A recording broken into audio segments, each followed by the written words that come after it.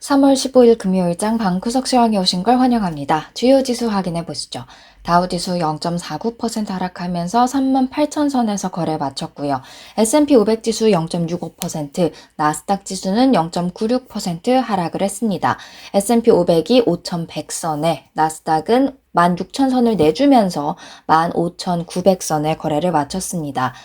지수 흐름 보시면요. 장 초반부터 주르르륵 흘러내리는 모습이었습니다. 시장에 힘이 없었다고 볼 수가 있는데 전날 예상치보다 높은 생산자 물가지수 PPI 그리고 예상보다 낮은 소매 발표가 됐었죠.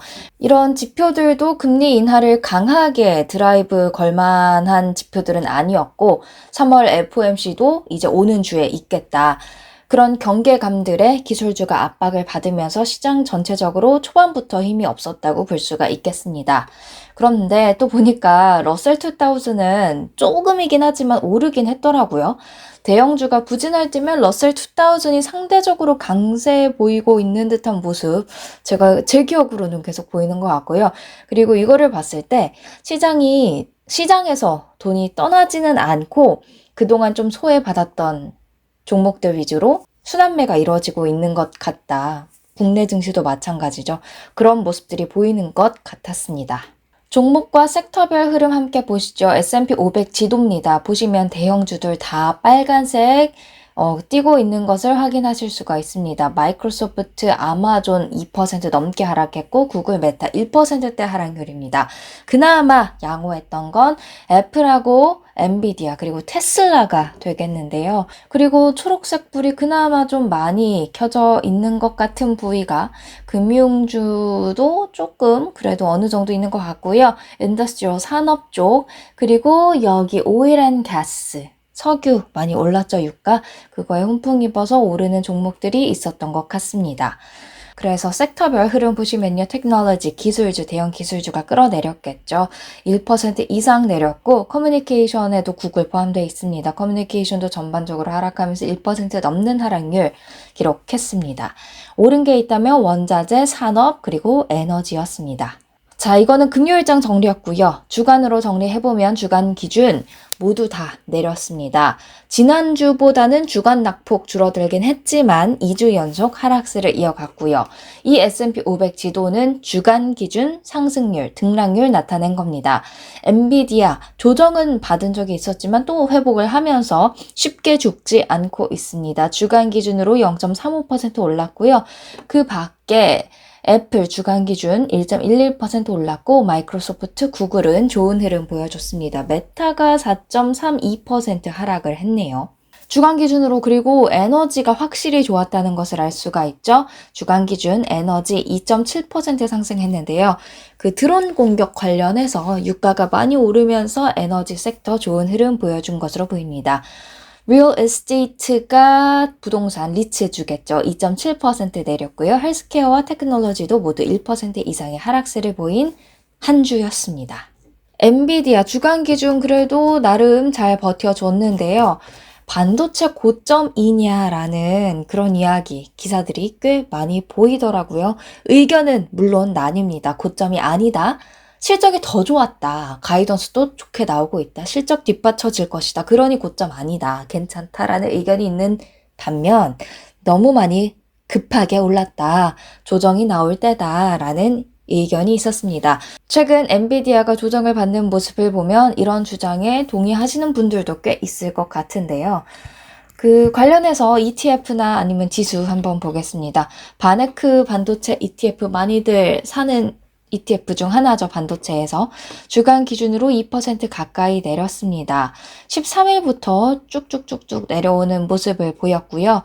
필라델피아 반도체 지수도 13일을 기준으로 쭉쭉쭉쭉 내려오는 모습이었습니다. 그리고 여기 좀 자세히 아까 봤던 지도를 떼온 거예요. 주간 기준 지도인데요.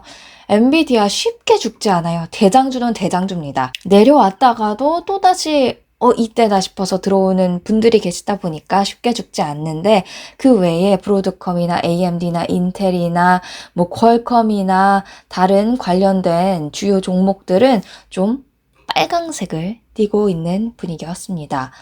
뭐 고점이다 아니다에 대한 논란은 계속해서 이어질 수 있겠지만 지금 급하게 한번 올랐으니 차익 실현을 하는 움직임들 당연히 있을 수밖에 없겠죠. 그런 움직임들이 있었던 것으로 생각을 해볼 수가 있겠습니다. 체크해야 하는 지표들 준비해봤습니다. 미시간대 소비자 심리지수 나왔습니다. 3월 76.5로 나왔는데 다우존스 예상치가 77.4였어요. 예상치 하회했고요. 미시간대는 인플레이션 기대치도 발표하죠. 1년, 5년 각각 3%, 2.9%로 2월 수치와 그대로 유지가 됐습니다. 그리고 전날에 생산자 물가지수 나왔었죠.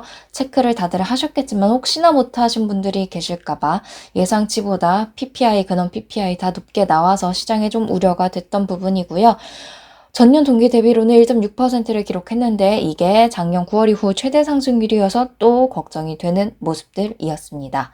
순매 판매 지표도 나왔었죠. 1월 거가 마이너스 1.1%였는데요. 2월 0.6% 플러스로 돌아서면서 경기 괜찮나 보다라는 생각이 들게는 도와줬지만 예상치 플러스 0.8%를 하회했습니다. 그런데 이게 또 하회를 하면 시장이 좋은 시그널은 아니거든요. 왜냐하면 소비가 있어야지 경기가 버텨줄 텐데 소비가 예상보다 못하다는 뜻이 됐으니까요. PPI는 높게 나와서 그것만 생각하면 금리 인하가 빨리 안 올 것 같은데 또 경기는 또 생각보다 강하지는 않은가? 라는 물음표. 그럼 금리 인하 하려나? 진짜 갈피를 잡을 수 없는 그런 3월 FOMC가 되고 있습니다. 그럴수록 건망세가 더 짙어질 것 같은데 드디어 이제 오는 주에 3월 FOMC 열립니다. 같이 지켜보셔야겠습니다. 일단 지표들 간의 해석도 좀 다르고 또 갈리는 지표들도 있어서 뚜렷한 방향성이 나오지 않은 가운데 일단 국채금리는 오름세로 반응을 했습니다. 지난주 이 시간에는 4.07%대였던 10년물 국채금리가 4.3%로 올라왔고요. 금리 전망 패드워치 툴에 따르면요. 일단 올해 3번의 금리 인하가 있을 것으로 예상을 하고 있습니다만 5월까지는 금리 동결이 93.6%로 우세한 가운데 6월 금리 인하 가능성 55.2%로 보고 있는데요. 지금 지표들이 뚜렷한 방향성을 보여주지 못하고 있다고 말씀을 드렸죠. 요게 이제 지금 제가 가리키고 있는 게 6월 금리에 대한 시장의 변화입니다. 이게 5.25에서 5.5% 동결할 거다 아니면 인하할 거다. 옅은 색이 한 달 전 그 색깔이 진해질수록 현재로 오는 건데요. 인하를 할 거다라는 그런 가능성이 뭐 약간의 차이들은 있지만 크게 변하지 않고 있죠. 3월 FOMC가 다가오고 있음에도 불구하고 시장이 하려나 안 하려나 뚜렷한 그런 확신을 갖지 못하고 있다는 뜻이 될 수도 있겠습니다.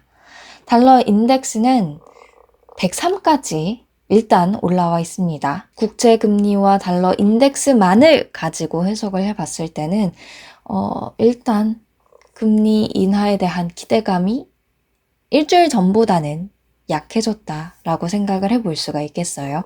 유가는 이날 WTI 0.27% 하락해서 배럴당 80달러 선 위로 81달러 선까지도 올라와 있습니다. 전 이거래일 상승했다가 금요일장에서 소폭 후퇴했지만 그래도 81달러 선인 건데요. 주간 기준 3.5% 이상 올랐습니다. 비트코인 가격 한때 73,000달러 선도 돌파를 했었지만 다시 조정을 받으면서 69,000달러대에 거래가 되고 있었습니다. 역시 코인 급등락이 심하죠. 다른 이슈들 살짝 정리해봤습니다. 3M 주간 기준 많이 올랐는데요. 헬스케어 사업부 스피노프 승인 소식이 들려왔고요. 마이크론 테크놀로지와 리비안 오토모티브 각각 증권사에서 목표 주가를 상향하는 이 소식이 들려왔습니다. 리비안은 특히 전기차인데도 불구하고 투자 의견이 올랐네요.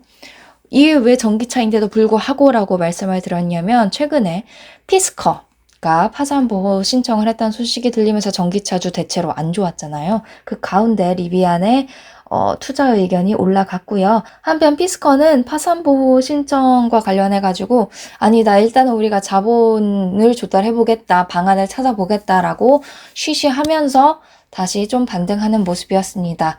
12.78% 금요일장에서 올랐는데요. 그럼에도 불구하고 페니주입니다. 페니주.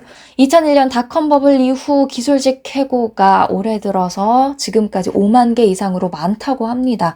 일자리 다시 찾는 거 어렵다고 하고요. 찾아도 임금이 많이 깎인 채로 들어가게 된대요. 그래서 들었던 질문이 이 사람들 다시 일자리 못 찾으면 어떤 거 할까? 우리나라에서는 치킨집이나 편의점을 개업한다고들 하죠. 이 나라에서는 어떻게 될까? 이 사람들은 어디로 흘러갈까? 그러면 어떤 변화가 생길까 궁금했고요.